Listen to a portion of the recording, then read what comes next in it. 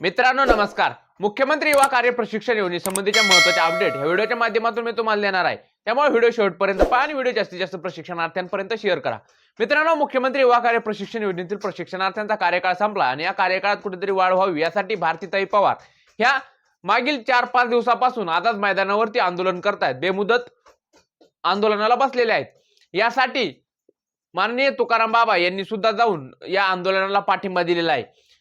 त्यावेळेस तुकाराम बाबा यांनी तिथे खंत व्यक्त केली आहे की जे आंदोलन चालू आहे या आंदोलनाला फक्त 10 ते 12 प्रशिक्षणार्थी उपस्थित होते आणि या एवढ्या प्रशिक्षणार्थ्यांच्या उपस्थितीमध्ये या मुख्यमंत्री युवा कार्य प्रशिक्षण योजनेतील प्रशिक्षणार्थ्यांना कार्यकाळ कसा मिळेल किंवा त्यांना कार्यकाळात वाढ कशी मिळेल ही त्यांनी खंत व्यक्त करून दाखवली। माननीय तुकाराम बाबा यांनी त्यावेळेस भरतशेठ गोगावले यांची सुद्धा भेट झाली असल्याचं सांगितलं। त्याबरोबरच शहाजी बापू पाटील यांची सुद्धा भेट झाली हे सुद्धा सांगितलं।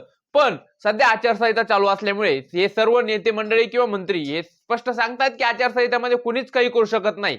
त्यामुळे आंदोलनाला सध्या भारतीताई पवार बसल्या, तरी त्या आंदोलनाला कुठेतरी प्रशिक्षणार्थ्यांनी पाठ फिरवली असं दिसतंय।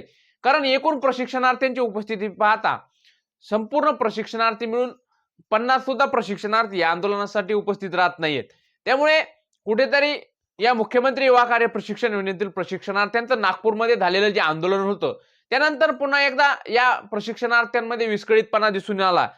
ज्यावेळेस नागपूर येथे आंदोलन झालं होतं ती नागपूरची गर्दी पाहता सरकारला कुठेतरी प्रशिक्षणार्थ्यांपुढे झुकावं लागलं होतं आणि कुठेतरी प्रशिक्षणार्थ्यांवरती लाठीचार्ज करून त्यांना त्यांना शांत बसवण्याचा सरकारने प्रयत्न केला। पण हे 5 आणि 10 असे जर प्रशिक्षणार्थी आंदोलनाला किंवा उपोषणाला कशालाही उपस्थित असले तर सरकार त्यांच्याकडे डुंकूनही पाहत नाही आणि तशाच पद्धतीने आता हे होताना दिसतंय। एक तर संपूर्ण सरकार हे महानगरपालिकेच्या निवडणुकीच्या प्रचारामध्ये व्यस्त आहेत। मग एकनाथ शिंदे असतील, देवेंद्र फडणवीस असतील किंवा अजित पवार असतील, हे संपूर्ण नेते महाराष्ट्रभर जिथे जिथे महानगरपालिकेच्या निवडणुका आहेत तिथे प्रचारासाठी व्यस्त आहेत आणि त्यामध्ये हे प्रशिक्षणार्थी आता जे आंदोलन करतायत पण त्यांच्याकडे कुठेही जवळपास 4-5 दिवस झाले कुणीही लक्ष दिलेलं नाही, ना तिथे अधिकारी आलाय ना कोणी।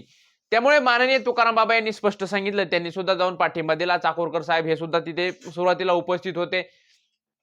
त्यांनी सांगितलं की प्रशिक्षणार्थ्यांनी मोठ्या संख्येने जर उपस्थित राहिलं तरच काहीतरी होईल। तर हीच महत्त्वाची अपडेट होती। जे प्रशिक्षणार्थी घरी आहेत त्यांनी मोठ्या संख्येने मुंबई येथे जावं। तर मुख्यमंत्री युवा कार्य प्रशिक्षण योजनेसंबंधी महत्त्वाचे अपडेट पाहण्यासाठी आपल्या चॅनलला फॉलो करून सबस्क्राइब करून ठेवा। भेटू नवीन अपडेट्ससह नवीन व्हिडिओमध्ये, तोपर्यंत धन्यवाद।